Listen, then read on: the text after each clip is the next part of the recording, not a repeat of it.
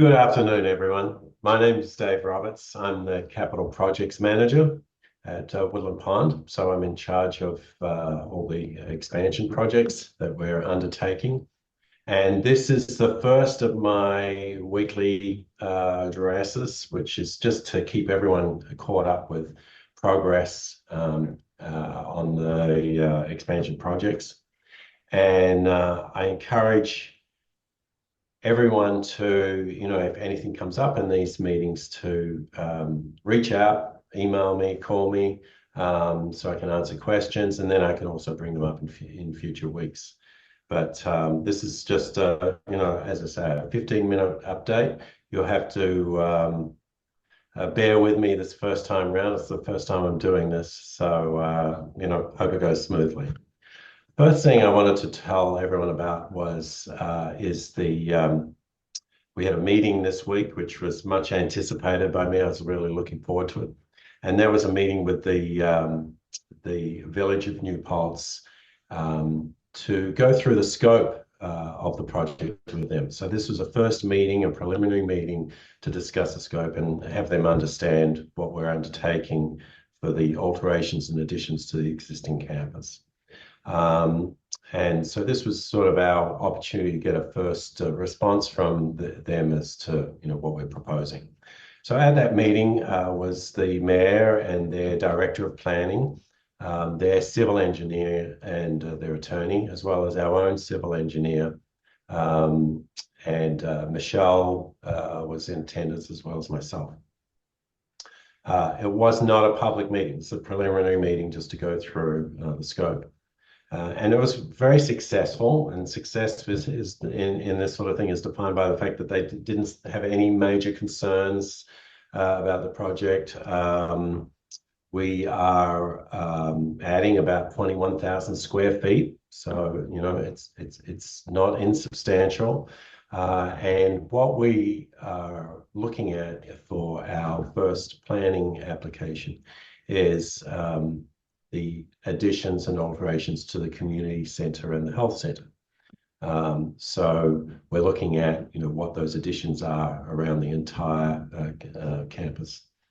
The major concern here for them is looking at things like stormwater, the impact on the environment. They will submit a seeker form. That's an acronym that you'll hear a lot. Stands for the State Environmental Quality Review. So any project of this size requires that. And they also want to see how we manage stormwater and runoff and so on. One of the major parts of this is that we're not adding any additional residences, so there's no concerns about increased occupancy or increased water usage and that sort of thing. So once again, very important and successful meeting. One good thing is that the existing additions are all within the campus, or the existing sort of roadway, and there's no impact to the wetlands. So that makes it a relatively straightforward application. So this is sort of step one, and the next step within this planning board process is we will, along with our civil engineer, make a formal application. That we expect that to go to be submitted by the end of this month, the end of September, and that would put us on the agenda, maybe for the middle of October or beginning of November for our first public hearing or for first public presentation of our plans. At that meeting, the planning board will put together agenda. They'll set some dates for public hearings, and we expect that the whole planning board process to take about 4 months. And so that would get us to about February. We really hope that by March, beginning of March, middle of February, we'll have an approved site plan from the planning board. And what that means for the bigger project, if all is right with the world, we would anticipate construction beginning sometime, towards the end of May. The construction managers, Wilson, would require, that period of time in order to gear up and get ready for their construction. And we would also, within that interim period, looking at middle of April to do our financing for these first phases.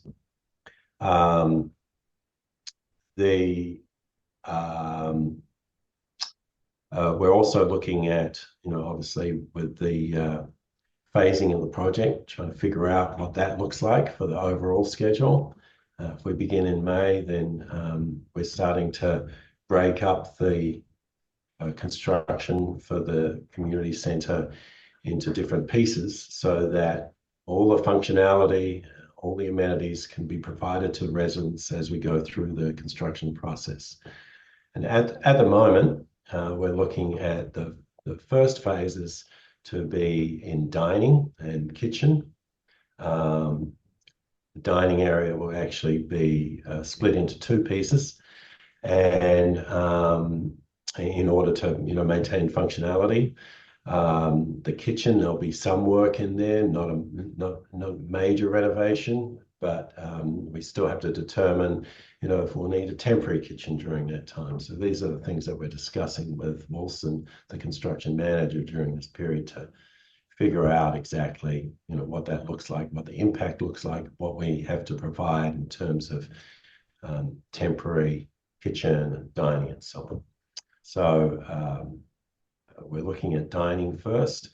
That will be just a renovation within the existing building envelope, and we don't anticipate adding or doing the additions to the dining areas until phase 2. After dining, we'll look at what we call the main street, which is, when you think of things like the pharmacy, the bank, the post office, the main entry, concierge, that would be part of our phase 2. And then we would lead into further phases like the wellness and fitness area, and administration and the pack would come later on. We're prioritizing the phasing depending on, what things we see to be most important to increase the amenity and functionality for the community centre, but also trying to figure out the least impact, fastest construction, all those sorts of things to make sure that we get the phasing correct. So anyway, that was a big thing this week, a good first step towards the planning board process. And important because, of course, it gets our overall schedule rolling. I wanted to share with you some of the things that we've been discussing recently. I think probably a lot of residents are familiar with the larger plans, but over the last 4 to 6 weeks, we've really gotten into more detailed design, looking at specific areas and the needs of those areas, and listening to residents as to what their expectations are for certain amenities. So in the last week, or actually this week, we revisited with a couple of our focus groups to discuss the PAC and the arts program, and also health and wellness, as part of that more detailed design. So what I want to do with you is I was hoping to share a screen here. Now, like I say, this is the first time I've done this. Doesn't look like I can share today. So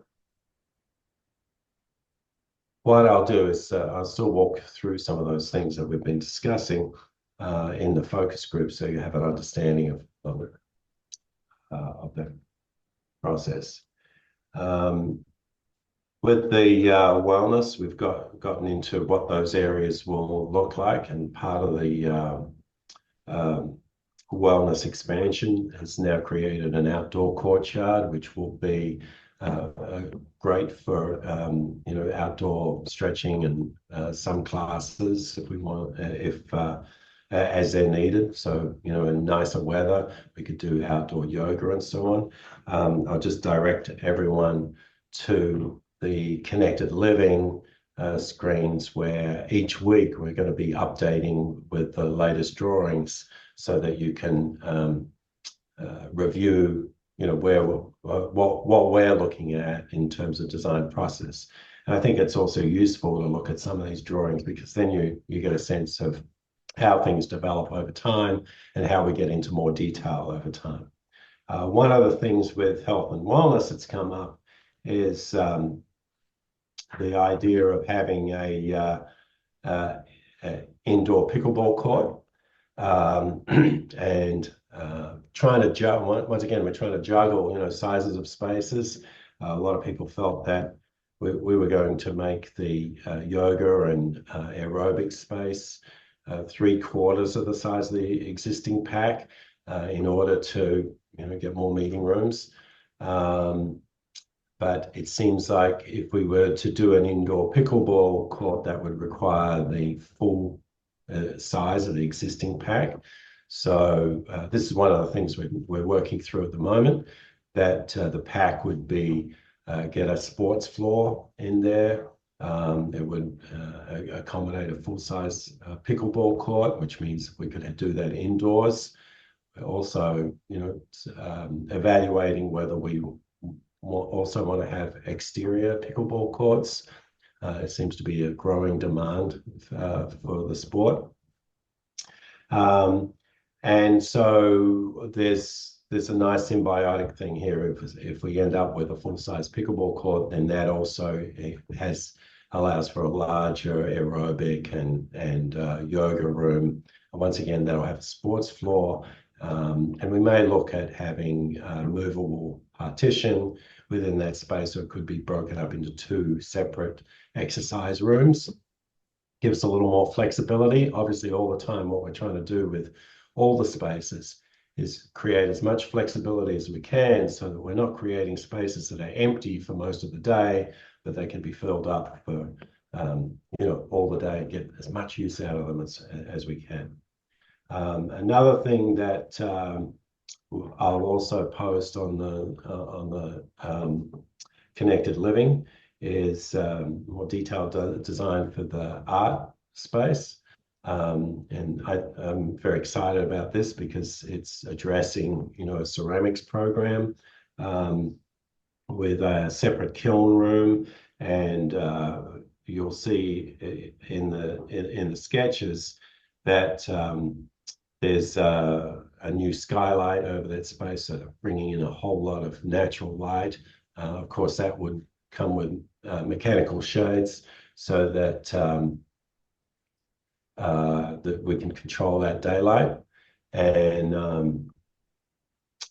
that will, lend itself to a lot of drawing classes and painting and all that sort of activity.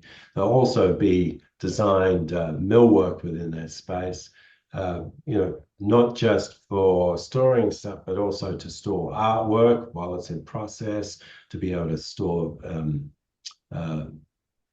canvases and drawings and so on vertically, so that they can be protected while they're still being worked on, and also, allow for movable tables and so on, so that we have plenty of space for instructional areas. So once again, I'd guide you to the Connected Living to look at those sketches, and encourage you, if anything comes up out of these conversations, that to give me a call or email me. And I'm always happy to sit down and listen to people. We've had some really great feedback from the focus groups that we've had, because of course, you're using these spaces all the time. You have a far more granular understanding of what's needed for the future use of these spaces. So thanks everyone for listening. I hope that was helpful. And next time I'll figure out how to share my screen. All right. Thank you. Have a great day.